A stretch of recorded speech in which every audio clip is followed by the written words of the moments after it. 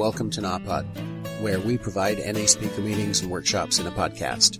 We are an ad-free podcast, and if you enjoy listening, please help us to be self-supporting by visiting napod.xyz, look for the donate link, and drop $1 or $2 in the virtual basket. If you're also in AA or have friends that are, please tell them about our other podcast, Sobercast. Sobercast features AA speakers and workshops in the same format as NAPOD. We upload a new speaker every day, and it's easy to subscribe by searching for Sobercast, that's 2 words, on any podcast player app, or go to Sobercast.com. Enjoy the podcast, and thanks for listening.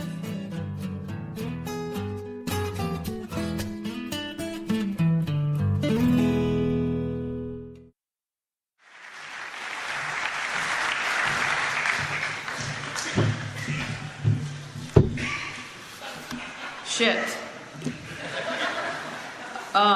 Wowie, thank you so much. It's hard to know how to live up to that, but since I know I'm in a room full of dope fiends, who knows, what your reaction is going to be. My name is Roberta, and I'm an addict. I'm fucking terrified.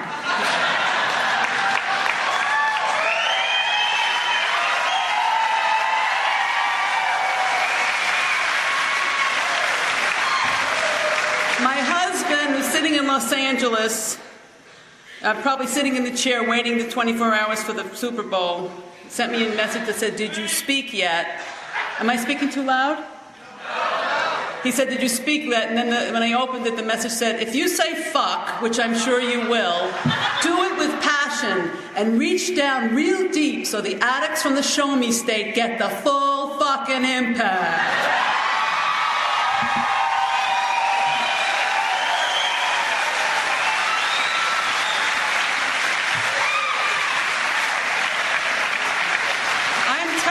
Because I have a lot of things to say. I know it because it kept me up all night, so I hope I don't nod out here, actually. And I don't know if I'll be able to say it all. I'm so amazed by this event. I'm amazed. First of all, I'm just amazed by this event. I'm amazed you've been doing it for 20 years. I'm amazed at the strength of Narcotics Anonymous here. I don't know why I should be amazed. It's, because I come from Los Angeles, and I have traveled around. I've been to meetings in a lot of places, but I didn't know this event was here. I didn't know about this thing you call a lake that looks like a river to me. I don't get it. I just don't get it. If you people in your bodies of water, what you call. But I imagine this place is very beautiful in the summer, too. I'm glad you stopped the rain for me. Thank you so much. My husband, who's from Texas and is Catholic, says of me, because I'm Jewish and I'm from Brooklyn, if you didn't know that, then you were fucking tone deaf. My husband always says Jews don't like to get wet, and that's true. So thank you for stopping the rain. And thank you for being here and for carrying the message of Narcotics Anonymous to so many addicts. As I've been walking around, I've been seeing there's so many young people here. And I started to think to myself, what the fuck kind of dope you have here that burns them out so young?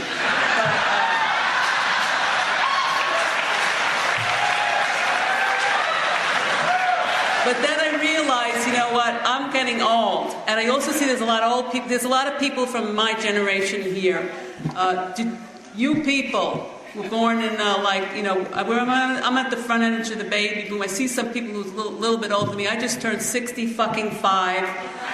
I have my goddamn Medicare card, and there's a bunch of you motherfuckers in here.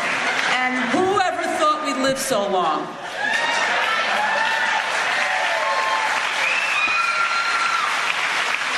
Thank God they didn't tell me, that I was going to live this long enough for the parts to wear out, and we are off the warranty, ladies and gentlemen.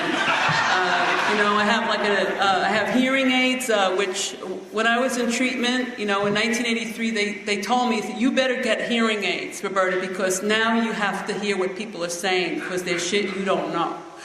And so I have 2 hearing aids, I have an artificial knee, I've had so many surgeries in recovery, and menopause, what can I tell you, and I'm grateful to be here also because It's like a different kind of audience than we have in LA. I don't see any Mexicans. We have a lot of wonderful Mexican Americans, and we have like a whole shitload of old Mexican men from East LA, from San Quentin. I always call them the prostate patrol. It's hilarious. I can't even tell you. If we have a lot of areas in the Southern California area, just come visit us sometime. It's fucking wonderful. Okay. Oh yeah. What up with this? I don't get this. What is this? I don't get it. Okay, that's the end. Nobody has told me all weekend. I guess let me tell you a little bit about myself. That's what people say, and then they talk for half an hour about themselves. Just so you know, as I said, I was born in Brooklyn. I was just explaining earlier this week to somebody that was talking about my childhood to somebody, a friend of a friend, and I was saying how throughout my whole childhood, I grew up in a crazy house. Who wants to raise your hand? I'll put it this: raise your hand if you didn't grow up in a crazy home. You need to do another fucking inventory.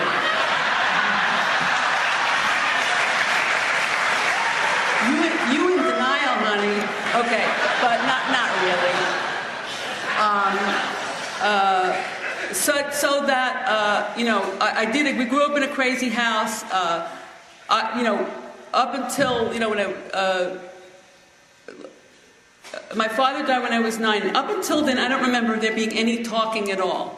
I have a lot of memories from 2, 3, 4 years old. I really do. And I don't remember there being any talking. I have asked my older sister. She said, no, wasn't much. And then after my father died, because he died of a sort of form of this disease, where he did something he shouldn't have done because he thought everybody was watching. I don't know what the fuck. And he was 42 years old. He dropped dead. And my mother turned into a lunatic. And from then on, it was all screaming. And to make herself feel better, she took me into her bed. It was crazy. It was just insanity. I grew up with 2 sisters, and it's like it was like every man for yourself. I was like there was nobody else there. So what I was explaining to this person was I always felt like I was like a pinpoint inside of a body.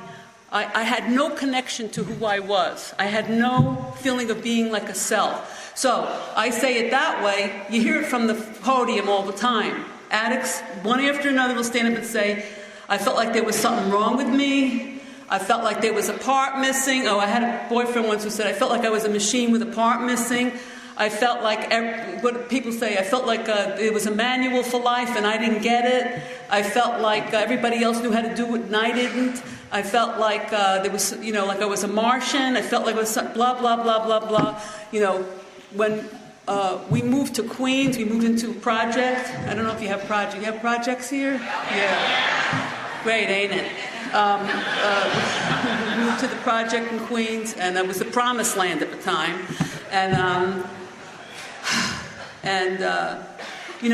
I like to share how, because I had quite a lot of recovery before I realized the following, which was when I was a little girl, like 6, 7, 8, there was an ad on television that the old people in here may remember, which had a man saying, "Can't sleep at night? You may have aches and pains you're not even aware of. Take Bayer aspirin."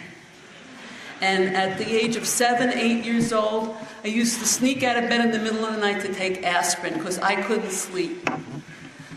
I don't know why I couldn't sleep, but the thing there that you want to get a hold of is that I was taking something to fix my fucking ass, my little ass, and also that I was sneaking to do it. I wasn't telling somebody, I don't feel that I can't sleep, because I didn't know you could talk and tell people things that I was concerned about. And, I would sneak out of bed and get candy, I would sneak out of bed and get aspirin. Fast forward to 12 years old, and I got black beauties. beauties. There you go. Woo! Okay. Do they make black beauties anymore? No. All right. When I took the black beauty, I was 12 years old, and I took my first black beauty. It made me feel bad. So the next time I took the black beauty, I took more, and it made me feel worse. And I took more and more and more until I felt really terrible, and now I felt different enough that I felt good. So I didn't feel the same way I felt before. Now I felt like shit, but a different kind of shit, so that was good. And everybody, only this audience would laugh at that and nod your head and think that that's a good description. Only this audience would even understand that the disease of addiction makes you stupid. That feeling bad is good because you're doing it to yourself. Feeling something different, feeling an I don't know. Don't give an addict an I don't know. Don't give an addict an I don't know what's going to happen. No. We got to do what we know, which is to do this, and I'm going to do it, and I'm going to do it, I'm going to do it, I'm going to do it, and I feel real fucking bad, I'm going to do it, I got to do that, and then we call it a fix. How fucking stupid is that?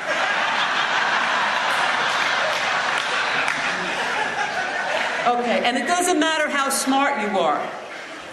I am very smart. I have to say that since I stopped using, I got stupider because, not stupid, I lost, up until the time from my childhood, up and through all of my 23 years of using an extreme drug abuse, and to the point where, like, many or most people could say, the drugs didn't work anymore, right? I had a photographic memory. When I stopped using, I lost it. What's that about? I don't know, but nobody's ever been able to tell me, and I'm not going to ask one of those fucking doctors either. Okay. So, now, black beauties, and now we're in the 60s, and hallucinogens, and blah, blah, blah, blah, and blah, blah, blah, blah, blah, la cocaína. Blah, blah, blah, blah, blah, Quaaludes and this and that, and they're using. And, what am I doing? Am I fucking up? Yeah. I have one. And my bladder is 65 years old, too. That's...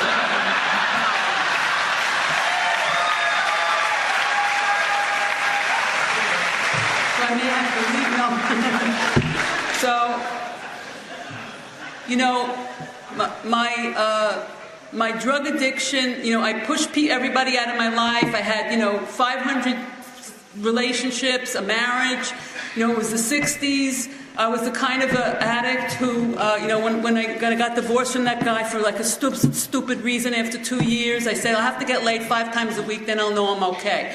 It's like, that's how I thought, and I did. And I'm in New York, and I'm working in New York, and somehow I always work. Well, I didn't work, but I had a job. And I was always loaded. In the 60s, I was, I was stupid. It made me so stupid. I would sit in that fucking office and smoke a bowl of opiated hashish. At the end of the day, nobody's going to know. And so in order that I could walk to the subway to go home, because I couldn't not be loaded. That's all I'm trying to communicate to you. I couldn't not be loaded. I had to be loaded. I couldn't not be fucking loaded. It's the only time I felt like I could, I guess, stand myself, and I didn't know what that, I can't even, there are no words. I was so unself-aware. I had to be loaded. Years later, when I moved to Los Angeles, and I moved to Los Angeles a year and a half before I was made to get clean. People were so annoying. And I got myself transferred to Los Angeles, and I worked for a company that would, like, at that time, they would send you out first to go find a place to live. Well, I went out first and found a dope dealer. Then I went home, and then I moved out. And now in Los Angeles, Los Angeles, it's like, there's nobody there. You're in steel all the time. There's no fucking people. So I can't explain how I set up my dealers. Nobody knew how much I was using. I had like 3 or 4, one in Silver Lake, one in West Hollywood, one in Pacoima, all the way up there, one over here. Nobody knew how much I was using. I'm taking deliveries of cocaine at the office. It's ridiculous, and getting more and more sick, and it's not working anymore, and so. When the drugs weren't working, meaning what? What did that mean? It meant for me that I was getting fucked up, but I wasn't getting altered. Somebody's nodding, exactly. I was taking so many chemicals that I was fucked up. Like I would walk into the walls. I was always black and blue. I couldn't sleep. Whatever. But I couldn't I felt like shit. And I remember laying on the floor, and I remember there being puke involved, because at this point, I was so desperate to get altered, to do something to myself. I had to do something to myself that I resorted to something I had been doing in the 70s, which was vomiting. So now I'm eating and vomiting and taking, cocaine, handfuls of Valium. Can't remember what else we had. What was it? Just booze. And I'm not drinking. Tequila. I remember tequila being in there. And getting so physically messed up and not altered, and thinking. And I remember laying on the floor and thinking, "That's it. I have to die now. I'm just going to have to kill myself," which I've been thinking about since I'm 9, because I always thought that I didn't deserve to. I wasn't supposed to live. It was an accident. So if I fucked up, I'll just kill myself. I used it for anxiety management. I never felt I was fearless. I was always fearless. Why? Because if it came up and said, "I'll go kill myself if something bad happened," and so I felt like I had to kill myself, and that was when. I was an intervention by the employer that I've been ripping off for many, many years. I don't understand how this works. They came and I stayed out. would skip work like 2-3 weeks at a time. I would call in sick. Sick men. I was chasing the dope man around, and I would call in sick. And then the next day, I figured, I don't have to call them again, because they'll know I'm still sick if I don't show up. And it would go on like 2 weeks like that. How fucking codependent was this organization? They let this shit go on. It's unbelievable. It's breathtaking. This would go on, then it'd go back, and blah, blah, blah, blah. Well, finally, the people in Los Angeles called somebody, I think in AA in New York, and one of the bosses in New York, and he told them, "What are you, fucking crazy?" I don't know exactly what happened, but they called me. I didn't answer the phone. They called my friend Jeremy, the one who said, "For me it's fun, for you it's medicine."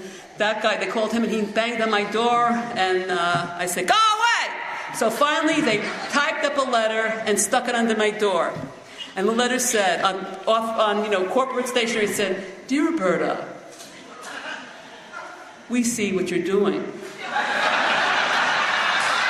You are dying. You will die without a job. So, if you don't want to die without a job, come into the office tomorrow." Now this was putting a monkey wrench into my plan, which was being fucking grandiose while having no self-worth. Clap if you have grandiosity and no self-worth. Okay. Wanted to go out like a Roman candle sputtering on the horizon, that's it, I have to die, I can't live anymore, So I said, well, that's no good. I'm not going to do that, because I'm going to die without a job. It's in poverty. I don't know what the hell. So I went to work, and they said, this is not good, this is not, and somebody who knew there was somebody there who I knew from New York. She had been transferred there 6 months earlier, probably to save my life. And now, on my recovery birthday, every year for 28 years, she sends me a card saying that the greatest thing she ever did in her life was to save my life. So I go in there, and the boss says, not her, the boss says, you have to go somewhere. I said, fine, send me to, I said, the Pritikin Longevity Center. I'm going to learn how to eat fat-free and no salt. And they said, what are you talking about? I said, well, my diet's fucked up. They said, what are you talking about? They said, no, you don't understand. You have to go somewhere. And I said, okay, so send me to La Costa, which is a spa in San Diego, where I'll give up smoking, because I did, for many, many years, smoke 4 packs of Cools a day, in case you didn't know I was an addict. 4 packs of Cools, the real Cools, not the shit that they have now.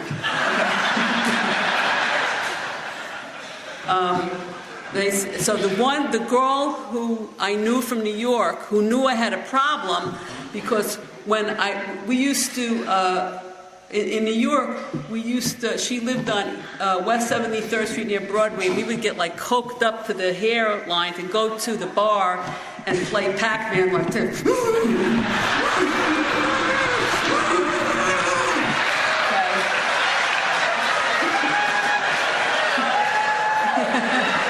And then inhale, and then do it again, you know. And so, and that's where she was from North Carolina, and I'm Jewish, so I never drink. Jews don't drink. That's maybe why we don't get wet. But so she was trying. I remember then that was like a couple, 18 months before, 2 years before, she was trying to teach me how to drink Amstel Light. While we would, like this, and I couldn't. Now like a year later, she moves to Los Angeles, and I bring to her house, as a housewarming president, a gallon of Bombay gin, so I'll have something to drink when she's there. You know what I'm saying? So she knew I got downhill a little bit. And so she said, you don't understand. We're not talking about a spa, and we're not talking about a diet. Get your ass in. She took me and she said, you need to go to drug abuse treatment. This is like, what? She said, and you're going, what do you mean? Where am I going to go? I said, we don't know where you go. You find out. So I went they had like a database, where you could look, now it would be Google, but then it was Nexus, and I looked up Steve Howe. Anybody know Steve Howe? One Dodger fan. He was a Dodger who was sent away to treatment by the Dodgers. And you know what? That motherfucker died. He used and relapsed maybe 20 times. He died about 5 years ago in a spectacular car crash. He never stayed clean. So I looked and saw where the Dodgers sent him, and that's where they sent me. Well, they said, call them up and tell them you're coming. So I called them up, and I said, they want me to go there. I didn't even know what the hell this place was. They want me to come here. It was like a Monday.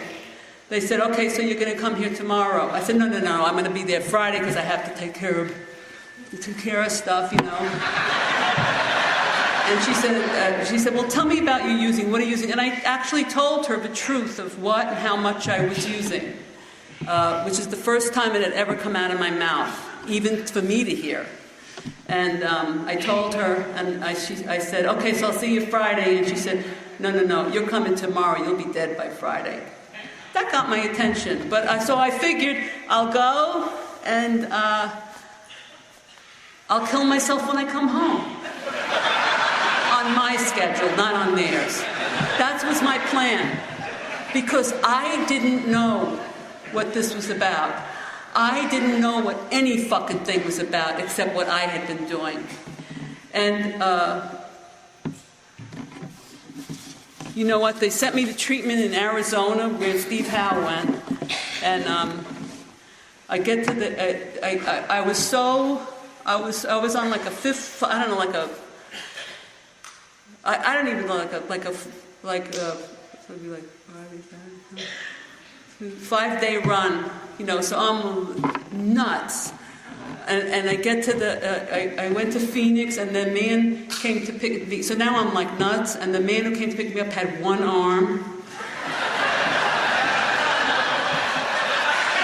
And it's an evening, he puts me in the car, and we start driving. And we're driving, and we're driving, and we're driving, and we're driving, and it's dark out there. There's no lights, we're driving, and we're driving, and we're driving, and finally I said to him, what's out there? And he said, nothing. Motherfucker. And I was so crazy that because of that, I stayed there. Because I thought I didn't know how to go anywhere. If I was going to run away, I wouldn't know where to go, because I thought there was nothing between Phoenix and this place, which was 65 miles away. Even though I went in the van to meetings in Phoenix while I was there, I was so crazy, I thought there was nothing. Even though I went in the van and saw that there was something, I thought there was fucking nothing. That's how nuts I was. That's how the disease makes you stupid. It's not just the dope. It's the disease of addiction. And I want to tell you something. I am so grateful that I went there 28 years ago and not now. You know why? Because now, a few years ago, we took a car ride from LA to where my husband comes from in Lubbock, Texas. Okay, you know.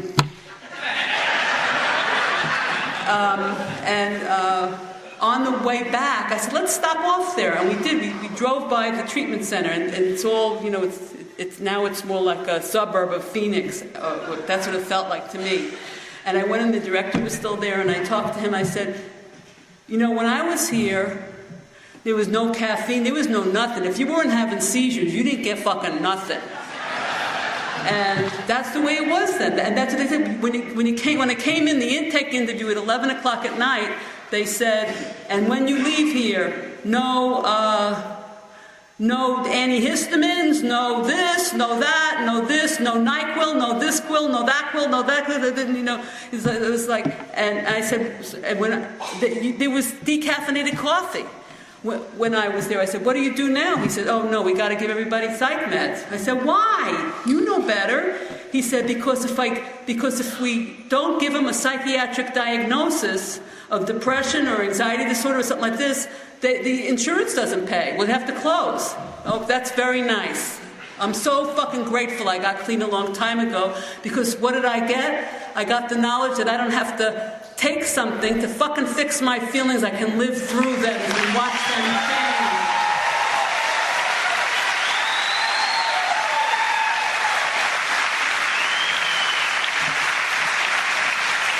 Or as my sponsor said, when you've been using for 23 years and altered for every single little thing that happened, you got to take something and fix it. And then when that's too much, you got to you say, and then you go like, I'm depressed. You say, of course you're supposed to be depressed. You're not supposed to be breezy about coming off of that kind of chemicals, and you have to let yourself detox, which emphasis on the D and the tox. So I went there, and I just want to say part of the intake interview was they said, now we have, it was August, it was 106 degrees outside the next day, and it was, part of the intake interview was that they talked about that there were scorpions, rattlesnakes, and tarantulas there. So I was in like fucking surreal, I can't even tell you, it was like being on Mars. The whole thing was bizarre. Plus I wasn't getting loaded. And I was eating, I don't know, said, God, I'm so hungry. They said, well, when was the last time you ate? Last Thursday. You know. Okay. I wanted to tell you the gift of my first year of recovery was not just that I learned that I didn't have to take anything to make myself feel better, that I could let it change and go through it, because otherwise, you know, when you stop taking the thing, the feelings don't change. If you don't take anything, the feelings can change, and you can work some depths on them instead of any you know. The other thing, one of the gifts of that first year recovery was I gained 60 pounds. It was terrible. Okay. So,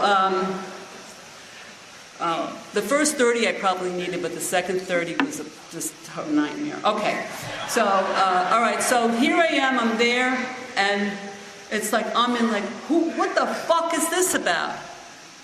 Because here I am, and you've heard people saying it was a perfect description of me. Drugs weren't my problem, they were my solution for living.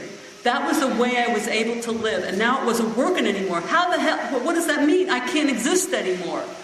And what they were saying was, you gotta stop using. What? You gotta stop using. Because if you don't stop using, Roberta, you don't have a prayer. That part I understood. But then they said, But if you do stop using, you do have a prayer. And that was a news bulletin. And I'm looking at all these people who work there, and they were recovering addicts. And it was like, what the fuck is going on? It was like I was on another planet. And on the bulletin board of that treatment center was the little white book. They took us out to an AA meeting in the little town that was near there, and they might as well have taken me to a Mickey Mouse cartoon. It had nothing to do with anything. And it wasn't the substance that was different. It was this.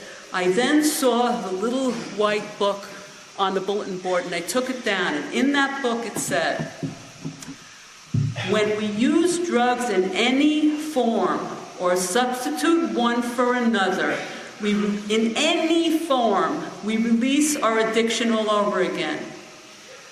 Wow.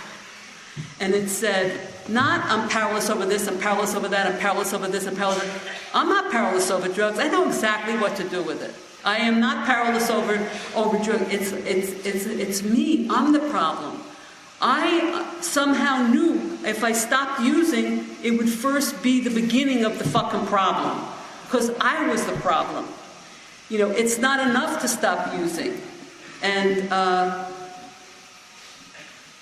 when I saw the steps on the wall, I didn't understand a word of it, but it was the message I was getting was, we can do something about this. See, I got there, and then the first Sunday night, they took me to, and a bunch of us, to a Narcotics Anonymous meeting in Phoenix, Arizona, at St. Luke's or St. Joseph's or something hospital. It was a big meeting. And I got up, and they made us go up, and we all went for the coffee because there was caffeine. Jesus. And we went up for chips, and I went up and I said, my name is Roberta, I'm an addict, and I'll tell you what the big fucking deal is all about. That's how I was coping with my I don't know, And I remember that there was a lady named Denise who took a 2-year cake, and there was something about that. It was like, it got my attention. And for some reason, they took me and others only to Narcotics Anonymous after that Sunday. I went there every Sunday that I was there. I was there for 2 months, and it was amazing. I got a little thing that we call identification. It's that little seed, that little tiny seed that, oh my God, I am not a one-of-a-kind mutant geek. There's a whole room full of you motherfuckers.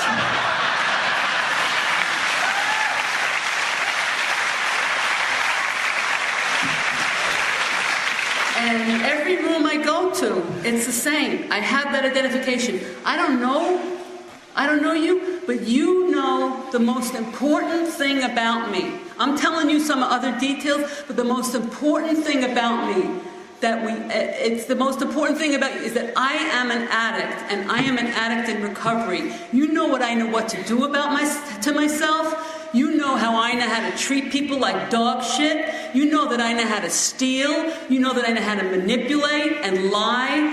You know that I know how to hurt myself in ways that haven't even been invented yet. You know that I know how to do the same to your fucking ass. And the other stuff is interesting. That's where we identify at the level of the disease and also at the level of the recovery. That little tiny seed of identification was like the little crack of an opening where the open-mindedness started to open. One of the things for me was, when it talked about a power greater than your, in the second step, came to believe in a power greater than myself. What the fuck? I was not raised with any kind of a God. I had a sister who, she didn't become an addict, and she was a lunatic. She was a lunatic, and then she found God. It was like a cataclysmic thing. She found God. She's been going to church now for 40 years. She's really a practicing, religionist. She stopped beating up her kids. She already had damaged them, but she stopped beating up her kids. She became this incredible person. She ministers in hospitals. She's an extraordinary human being. And I would look at her and think that I'm not capable of that. Whatever the peace that she got from it, or the good feeling, or the feeling of being loved, or I didn't even understand what it was. I knew that it was something good for her, and I knew that I didn't have that, some people know how to draw, and I didn't have that talent, or that gift, or that special something to have faith in a God. And here I am, and your people are telling me we have to come to believe. And I want to tell you that it didn't start there. I just heard that. And it happened when I got home and I started to go to Narcotics Anonymous meetings in the West Side area of Los Angeles and Venice and Santa Monica. And heard my sponsor speak and asked her to sponsor me. Sydney, I don't know if you've heard her. Yeah. Who passed away, with 30 years clean at the age of 80, 6 years ago. And who gave us so much, who was instrumental in the Blue Book, blah, blah, blah, blah.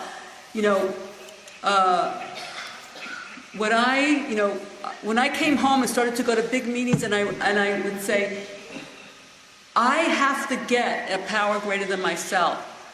I don't have to know it, because my best thinking got me here. I loved that when I heard that. My very fucking best genius IQ thinking, all the shit that I know how to do, all the crap that I know how to work, got my fucking ass here and wanting to kill myself. So I need to learn stuff that I don't know. And one of the things is you are telling me that I have to have a power greater than myself, a power greater other than myself. And so I called it the Spirit of Narcotics Anonymous. I figured the thing that was making, 1,000 dope fiends all point in the same direction and listen to somebody, that's got to be God, because I know you motherfuckers aren't going to do that on your own.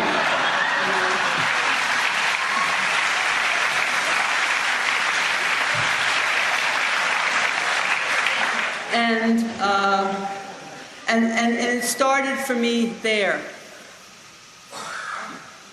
What I want to talk about is that what I like to talk about is the disease of addiction. My sponsor told me when she said she would sponsor me, when I finally asked her 3 weeks later.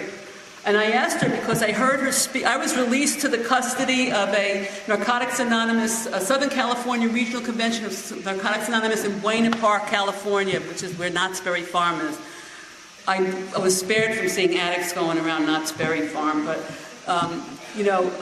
and I went there and I sat with the people from Arizona. Because I'll just say that when the meeting I went to in Phoenix before I left, they were throwing me out of treatment. I didn't want to go home because I figured I can learn some more, and when I go home, I'm going to get loaded. Excuse me, I'm going to get loaded because that's what I know how to do. I don't know how to do this thing. You're all over here and we're in the middle of the cactuses. I could do it, and you're all, there's nothing here to use. I'm going to go out there. I know where to go. I know how to do it. So I went to the last meeting in Phoenix, and I said, my name is Roberta, I'm an addict, and now I know what the big fucking deal is about. I said, but I am leaving on Wednesday, and it's a fucking disaster. I'm going back to LA. I know I'm going to get loaded. And a voice came from the back, Jeff B. from Phoenix with a Brooklyn accent, God bless him. He said, you're going to New York, you're going to LA on Wednesday? On Thursday, you go to Buena Park, California. There's going to be the Southern California Regional Convention. We're going to be there. 1,200 addicts going to straighten your bones right out. And I went there. I drove in the car to Buena Park. I was terrified. It was the first time in my life I had driven clean. This is how stupid we are. I'm like, I thought, there's cars, there's other cars here, yeah. I drove without any dope in the car. I was terrified. And I got there, and how God works in my life, I walked I was terrified, but I didn't know it because I couldn't feel fear, but I know that I was terrified. I walked into There was like a hotel or something. I walked in, and there was somebody from that meeting. And he went like, oh my God, we thought you'd be dead. And he stood with me at the door, and as women walked by, he said, give her your number, give her your number, give her your number. And I heard, and the Sunday morning speaker was Sydney. And she shared about that it was the first time she was sharing in a big event. She had 8 years clean then. And she shared about how the year before, that she had never shared about this at a big event, the year before, that her daughter, who was 28 years old, and got sick, terribly sick one night, and she took her to the emergency room, and they didn't know what the hell was wrong with her, and they released her and took her home, and she died in her arms the next day. And she talked about it, she cried, and I didn't understand a word of what anybody was saying at this meeting, at this convention, but I understood that I had heard that having a child die is the worst thing that could happen, that anguish, that loss, that all things that I didn't know what those things were, but I had heard that it was a terrible thing. And she didn't get loaded. And I thought to myself, she knows how to stay clean. If you're new, you could stay clean the way I stayed clean the first year. I was obsessed with using for a whole year. And I just didn't use now. I knew I was going to get loaded tomorrow. I knew, and just like when I would come back when I would go back to Phoenix and I saw all the stuff, but when I was back in the place, I didn't think there was anything there. That's how stupid I was. I thought, I'm just not going to use now. I would think about that's it. I would say, that's it. I'm getting loaded. I can't do this shit. It's the meetings, the eating, the working without getting, the being tired. I can't handle it. I'm not sleeping. I didn't sleep for a long time. That's it. I'm getting loaded. They say, okay, I'm just not going to use. I will get loaded, but just not right now. I'll get loaded tomorrow. And I didn't notice how tomorrow became right now. It didn't occur to me that tomorrow was going to become now, so then there was another tomorrow. You know what I'm saying? Can you follow? This is physics here. But, yeah, that's how I stay clean. I didn't stay clean one day at a time. Oh, please. Maybe in Alcoholics Anonymous, they have a whole day. I'm an addict. I have a now. If it's going to be like now and that's it. And speaking of Alcoholics Anonymous, I call it the mothership. My husband is actually a member of AA, which thank God, so I could talk about him all I want. When he comes to our meetings, like if I have him come to give us a cake, give me a cake, he sits there like this. But believe me, he was, I'll put it to you that when he relapsed with 8 years, he would have like about 30 years now, but he has 22 or so. He relapsed with like 8 years on rock, on freebase. So. But I don't know, he heard the message there, go no, I don't know, I'm just glad he's over there. But, when he comes to our meetings, he notices that, I could see him, he's like this, because we wiggle a lot, you know what I mean? And we wiggle, we get up a lot, we talk, When I go to one of his meetings, because I'm going to give him a cake or something, and they're very lovely. They're very lovely. They took a lot of serenity. So I think that the prayer should be rewritten. See, I don't think that God gives us serenity and then we have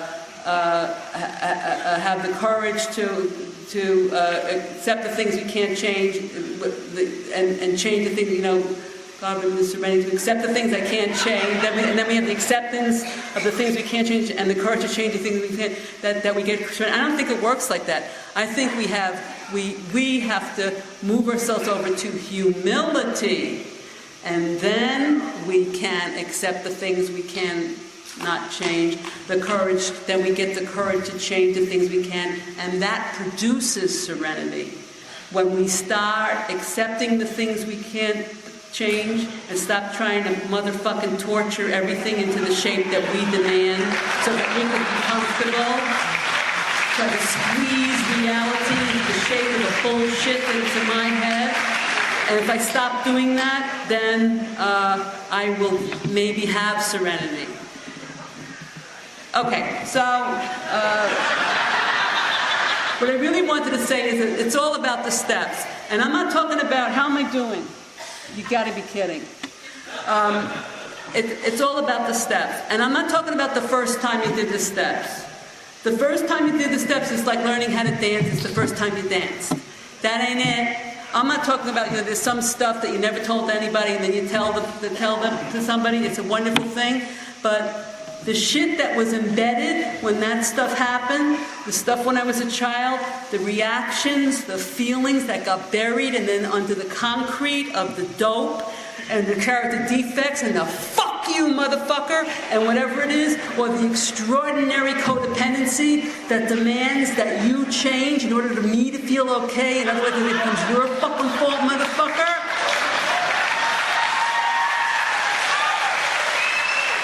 That don't go away because you told somebody what happened to you a long time ago. It doesn't go away. It's, we like to say, oh, I'm not wrapped too tight. I'm not wrapped too tight. That's bullshit.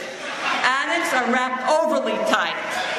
There's an old hurt inside, that old shame, that old pain, that old terror, fear that's in pattern and like locked in from before you have words or when you're little, and the disease is wrapped around it and pull, and wrapped around some more and pull, and wrap and wrap and wrap and wrap. And you know what the wrapping is made out of? Character fucking defects. And we're wrapped utterly tight. And the only thing that unwraps it is the steps of Narcotics Anonymous. And it's not, yay! And it's not like an onion. It's not an onion. That's bullshit. Oh, it's like we're peeling an onion. We're not peeling the fucking onion, because I don't know if you cook. But if you cook, when you take the outside of the onion off, what's inside next? Onion. Then you take off the next layer, onion. Next layer, onion. It's always onion all the way to the bottom. That isn't what we have. We have character defect. We have dope, then we take the dope off. Now we got character defects. Character defects is the dope of today. That fucking resentment, I got the resentment that, so that I don't have to look at what I'm doing, and I can point, I like to say, the disease of addiction is a shit-seeking missile. We have a couple of Vietnam-era veterans who might relate to that. It's a shit-seeking missile that we send when the disease is active. I send it out to look for either a fix, something to, it's like, I gotta get that, whether it's a person, or a free cell on this. I had to go cold turkey on a free cell. It's like the Pac-Man, clean. What the fuck? It's internet porn, it's food, it's vomiting, it's fixing other people disguised as altruism. It's bullshit. Codependency is bullshit. I need you to change, and I tell you it's for your own good. It isn't. It's to make my fucking ass comfortable. It's bullshit. It's disguised that it's altruism. It's not. The shit-seeking missile goes, I don't feel good, and I don't know why, because I'm an addict sometimes, and I'm not looking at myself, and somebody looked at me cross-eyed, and that old feeling got triggered, the shame, there's something wrong with me, and I don't always, sometimes I do say, it's just an old tape. Sometimes I don't. Sometimes I go into attack mode, and the shit-seeking missile goes out to find out why I feel so bad. It's you! It's you, motherfucker, and you didn't clean the thing. The cleaning lady didn't clean in the corner of underneath the thing in the thing. And so, or it's some kind of fix, and I gotta have that to fix myself. Fix my ass. Fix my ass, all right, so I brought some of my writing. This is the last time you're going to see this in Narcotics Anonymous. I'm talking about using the steps. When your disease is active, it will happen. I have 28 years. I am so smart about the disease of addiction. I am smart about recovery. I've done these steps so many times, and still, this is what it means that we have a disease. We don't have a little fucking disorder, a thing that heals up and then it goes away and we come to the meeting to give it away. It's bullshit. We do have to give it away. It gets us out of ourselves, but it comes up again. We got like the thing, a little twist in here, a little twist. And if I'm not in good spiritual shape, and it gets triggered, I'm in a fucking jackpot, and I don't know it, because obsession, compulsion, denial tells you it's not happening, and I leave a path of destruction, and I'm going to look for some reason somebody else to blame it on, or some other thing. So I'm talking about using these fucking steps. I'm not talking about I'm talking about applying them to something that's bothering you now. I'm going to read you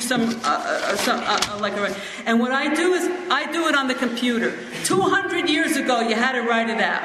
If that's the way that's communicating for you, keep writing it out. If you're like me and you're one of these and this is attached directly to your brain, do it on the computer. If your sponsor needs to write it out, let your sponsor write it out. I sit on the computer like this and I go like this. It's attached to it. If I had to write it out, it would be so slow. It's not going to happen. Doesn't mean anything if I write it out. Okay, so here. I use the steps. I work through the first 3 steps. So here, I had a fight with the printer back there because I realized I could do this. I had to write something from my godson. I had to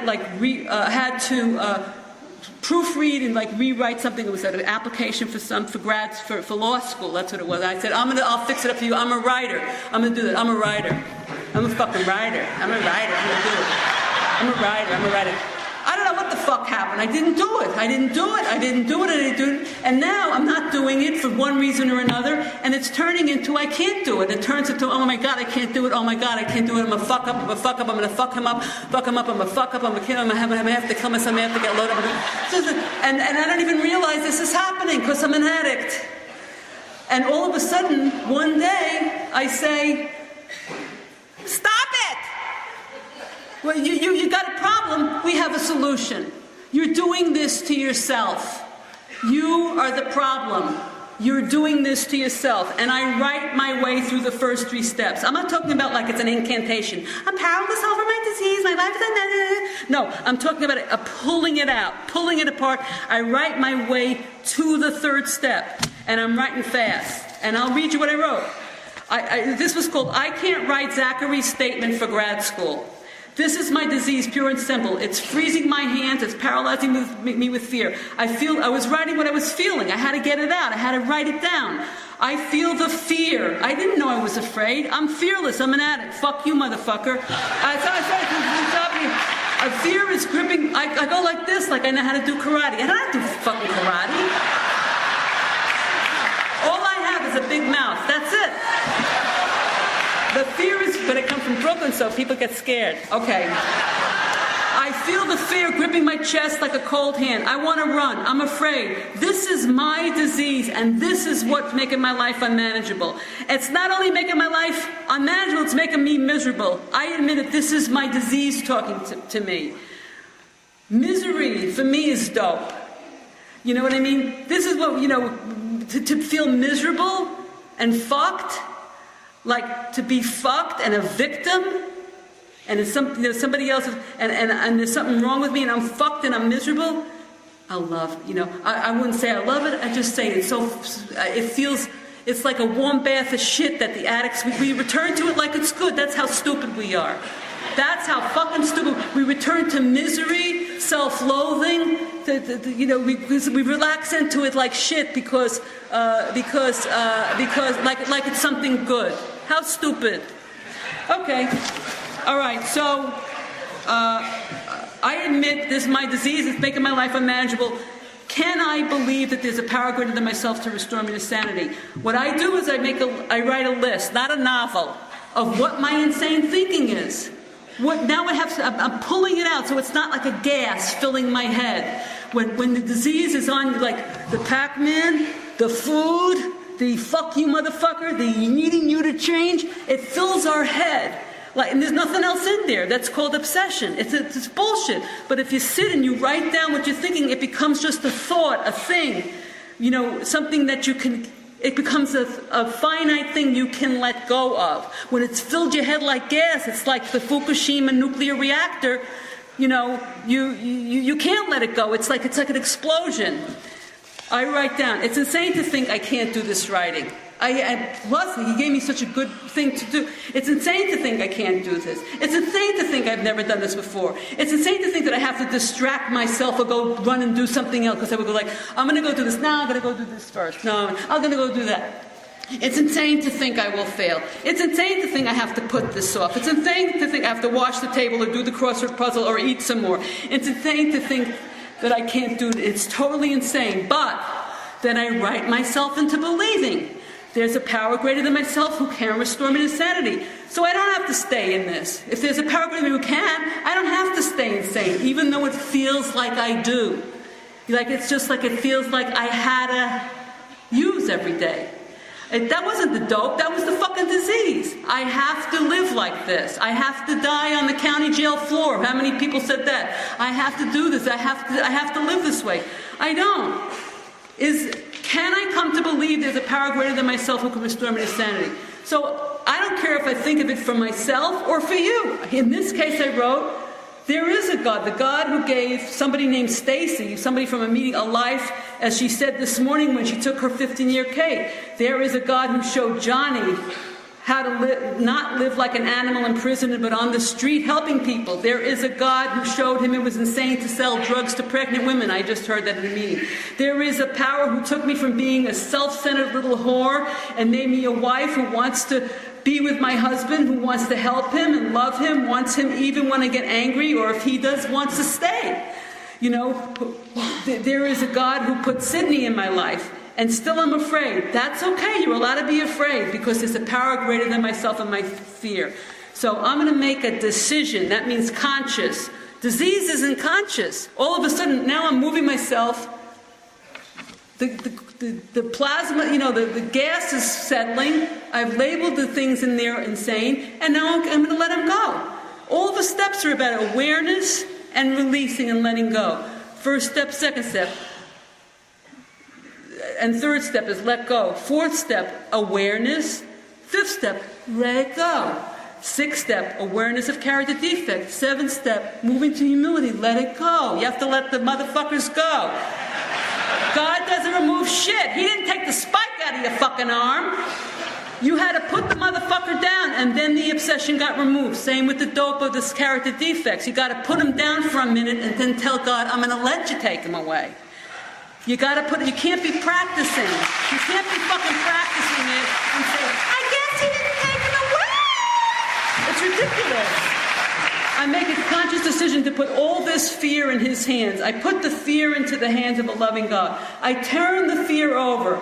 I let it lift off of me. I was feeling this as I was writing. Instead of freezing my heart and turning me into concrete, like rigid and concrete, I make a decision to turn my will over to his care. What is my will? My will is to do nothing.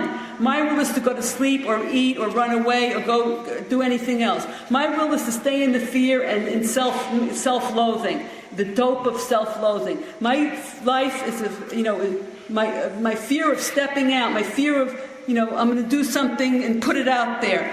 I have come to believe many times that God lets me do something, gives me the strength to step out without knowing the result, to do what I have to do. I make a decision to turn my will and my life and the matter of Zachary's paper for law school over to the care of a loving God who has done so much for me and continues to do so. I turn this over. I put it in a package. I put like a string on it with a balloon, and I go, take this, my fear, take this. I put this in your hands. And I say the following: take my will and my life, guide me in my recovery, show me what I have to do next. Not show me how to live, it's too big, it's like the day. Show me what I have to do next, and the answer becomes very clear. Sit down at the fucking computer and write the goddamn thing. Oh, okay. No problem. Did he get into law school? No. Okay, so, it's awareness and really, the step is like a cognitive and spiritual solution to this terrible disease we have, where it's like gas in our head, and we think that that's reality. Addicts create an alternate reality in our head. I like to think you put your head up your ass, and surprise, the world is shit. You're full of shit, this is shit, I'm in a world of shit, it's all fucked up, it's all shit, and your head is in your ass, and we feel satisfied about that. See, I told you I was fucked up. See, I told you it was fucked up. We're the only people who think that having a resentment, which means that somebody fucked you over, that's powerful in some ways. This is ridiculous. You fucked me! Like because I'm screaming, that makes me powerful. It's ridiculous. It means that I'm the fucky. You know what I mean? Do you understand what I'm saying? I gotta let it go. This is how I can have a loving relationship. All these things I've learned in this program. So I have a wonderful relationship with my husband because we both came, we're two insane people both of us have our nervous system on like a hair trigger. I shared that thing that sometimes he'll come up behind me and put his hand on my shoulder and I'll go through the roof and he'll say, my baby's nerves are shot, but we have a policy of automatic forgiveness. So we're both like this. We both have tempers. So it's like, you know what? Fuck you. Oh, yeah, fuck me. Well, fuck you. And then let it go. You gotta let it go right away. Can't hold on to the motherfucker. You can't. You know why? Because I want to stay married. I'd rather feel in love than in resentment. I'll tell him. He'll tell me. You know what? That was bullshit when you told that person that I love. That was bullshit. You fucked me. And I have to say, you know what? I'm sorry. And then not go to, fuck me, well, fuck you! No, just let it drain, release, let it go. That's what all of these steps are about. Identification of what's going on in the shitstorm, and then letting it go. In the 5th, 6th, and 7th step, finding what it is, and then actually letting it go. And God does remove it. And you could take it up again, just like the dope. You could relapse today. I can relapse today. I choose not to. Because when I have thoughts of using, I let it go. I don't sit there and marinate in it. That's my paradigm for what I try to do with the character defects. When that shit comes up, the resentment like that, I can't indulge it. I do sometimes, and I get into a fucking jackpot again, and then I have to do this. Now I'm going to do the 6th step. 6th step. Here's the 6th book. I went and I printed it out. How am I doing? What am I going to say? I don't know. You people have some kind of distorted vision of what Sydney talked about the 6th step 200 years ago. This is the way it's been developed by me since then. I decided 2 years ago that it's not enough to just deal with the behaviors, to put down the free cell, to stop the smoking, to stop vomiting and overeating, to stop the internet porn, the using, whatever it is. It's not, the problem is not just the acting out that way. It's the thinking and staying in that kind of thinking, whether you act out or not. Because you're acting out on your own fucking ass if you keep holding on to that kind of thinking. So I realized that I'm still having certain habits of thought that was like dope fiend, shame-based, self-loathing thinking, like thinking that people, like I know what people are thinking about me, and what they're thinking about me is what I think about myself, which is that I'm a piece of shit.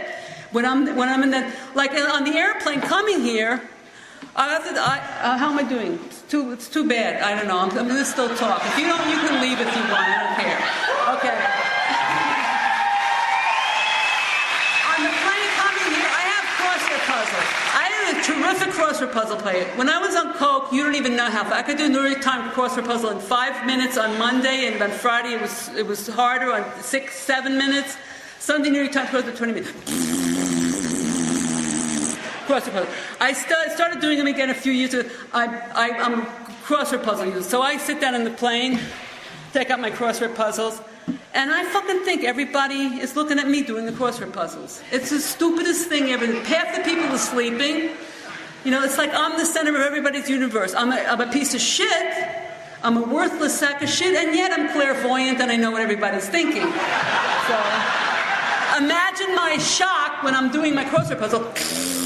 Filling out the crossword puzzle. Oh, look at her! She's filling out the crossword. And I see that the lady who's sitting next to me, she's got a crossword puzzle book. Look at that stupid book. She's still, struggling with it. And then I'm going, I'm throwing out the next one, the next one. This is how this is called what we call in Narcotics Anonymous, mind fucking yourself. Okay? So then I notice what the book that she's doing it in is a New York Times crossword puzzle book. Oh, fuck! So she's maybe on the same page as me, but then I'm checking. It's ridiculous. It's just, then I notice she doesn't even notice me. Well, it's like, fuck you. What are you, fucking blind? You are at the feet of a master, and you're not going to ask me how I know so much that I can do this 12 times? It's like this. This is like the night before I slept 2 hours. I'm mind fucking myself with this shit, and then one day I'm getting here and I'm exhausted. Because this is how the disease makes you stupid. I'm on 12 cylinders. And I could have done that, but I didn't. Okay, so I realized that kind of thing, that I know what everybody thinks about me, and I know that it's bad. I said, I'm going to work these steps on it. So I dragged all of my sponsees along with it, and we were sharing. Of course, all of them don't do it, You're powerless over your sponsees. You can tell them. And I do give direction. Whether they follow it or not, I can't do anything about. But when I got to the 6th step, this is what I do. 3 columns. First column is character defect. Second column is the feelings that the defects are covering. The old feelings, the old tapes that you don't even feel because the defects cover it. Like the dope used to cover it. And then the spiritual principles that would combat that are the opposite of that. In each instance, I write the definition. So I'll read you a few. In the first time we do the 6th step, we do more than 100 character defects. For this one that I was doing, I did, say 20. There were 20 here. So I've done this a million times. I'm using this step to get myself out of that pattern of thought by writing it down and unwrapping it so that I could do something about it, which is the 7th step. Here, self-centered, dictionary definition, concerned solely with one's own desires, needs, or interests. So in this matter that I know what everybody's thinking, everybody's always, so self-centered, everybody's always amazed by me in a positive or negative way and is thinking about me and actively reacting in their mind to what I'm doing at all times. That's what I think. I write it in one sentence. It's no novels here. We don't do novels. One sentence. Novel is the 4th step. Feelings that are covered. And I address that it's a lie. The shame that there's something wrong with me and I don't deserve to even draw breath. That is a lie. It's an old tape. It's a lie today. It's not true. The pain from my childhood. The guilt. I always felt when I was a kid that I was doing something wrong. That's a lie. I'm not doing anything wrong. I'm skipping around here. The spiritual principles are forgiveness of self, giving up the resentment and need for punishment of myself. Self-honesty, spiritual principle, free from fraud or deception about myself. Humility, the biggie that includes all of them. Accepting the reality of who I am right now, not more or less. Accepting myself because God does. Surrender. Accepting reality, giving up the illusion of control, getting out of the way so a loving God can come in and help me. Faith, there is a loving God and I'm not it. Awareness, belief, and trust in God. I'll just read you one more because this man's going to arrest me. Here's a good one. Perfectionism. Perfectionism is a character defect. It never makes anybody perfect. It makes you feel like a piece of shit. And when you lay it off on somebody else, you codependents out there, that everybody else has to act, it only makes you feel like they're not up to your, excuse me, I don't think so. Acting up to your very high standards that apply only to them and not to you. I don't think so. Perfectionism was not accepting or content with anything less than perfection, because perfection is a state with no faults or defects, which is unattainable, so therefore it's permanent. Perfectionism means being permanently unaccepting or content. Being permanently discontent because you can't be perfect, so it means you're always falling short and feeling bad about yourself. Feelings covered. The shame of not being good enough, it's a lie. Anger at myself and justifying the anger with perfectionism. Pain at being me, that's an old feeling, an old tape that's rolling, blah, blah, blah. And what's the opposite? Gratitude, appreciation of my life and who I am today, that God, you know what, God looks at me with all of my fucking character defects and all of my craziness and all of my 28 years with no serenity or very spotty serenity, and God accepts me for the way I am today and loves me and gives me this wonderful program, and all of you people has taught me how to love and to be loved. What the fuck? What the fuck?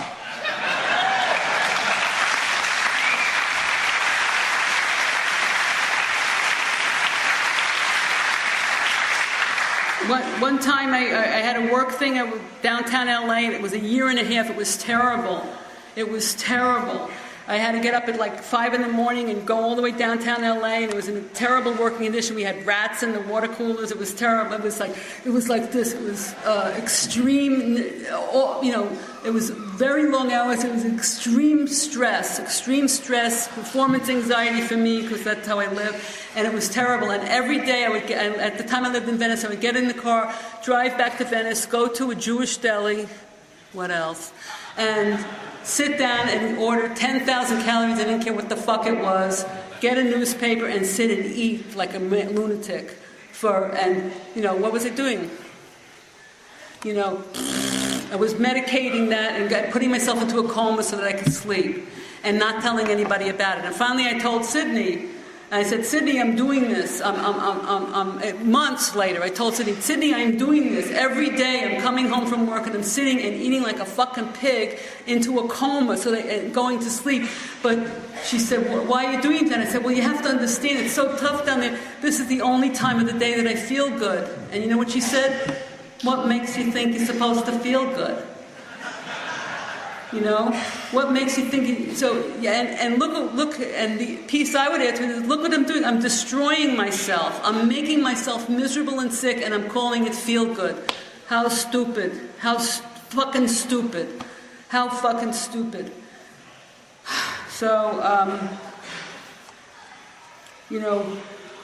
I want to thank Kirk for talking about the 11th step this morning. About the 11th step, I just want to say, when Sydney died, I sort of stopped praying and meditating and didn't realize I was doing that. And at some point after that, I went to my home group, which is, you're all invited to, the Sunday morning circle in South Los Angeles, 10:30 in the morning in South Los Angeles, where Virgil, a Vietnam War veteran who has PTSD and doesn't take anything, took a 25-year cake.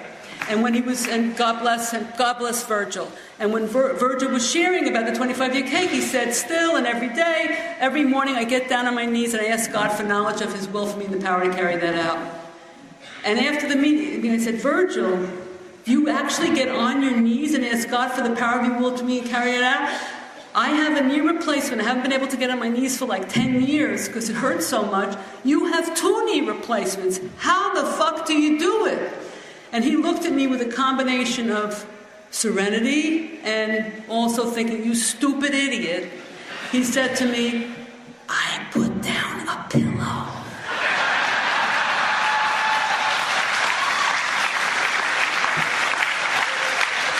You changed my life. So, I don't know, I'm just blabbering. It's time, the man's going to kill me. I don't know, all I want to say to you, I love this program, I love you. I love the young people I see here, the boys, I can't tell you, I love you. I want you to stay clean, stay here. This is not a cult. This is how you know. Everybody in here thinks something fucking different. You know what I'm saying? That's not a cult. Cult is you all think the same. Everybody here thinks something different and is a free agent.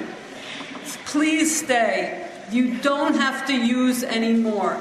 You can stay clean in Narcotics Anonymous. You can find the extraordinary love and acceptance and purpose and value in yourself and a power greater than yourself. You can share it. It's a wonderful thing. And don't let anybody tell you that that I spilled more than you use. Everybody who comes in here, I came in at 37, Sydney came in at 50, you could be 17 years old, we're all the same fucking stupid when we got here. It's not about what you did, it's about we start at ground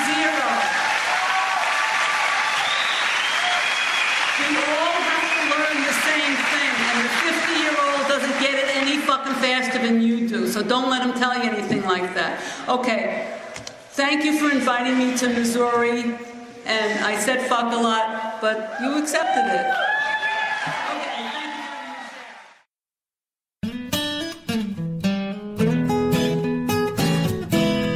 Thank you for listening. I hope you enjoyed the podcast.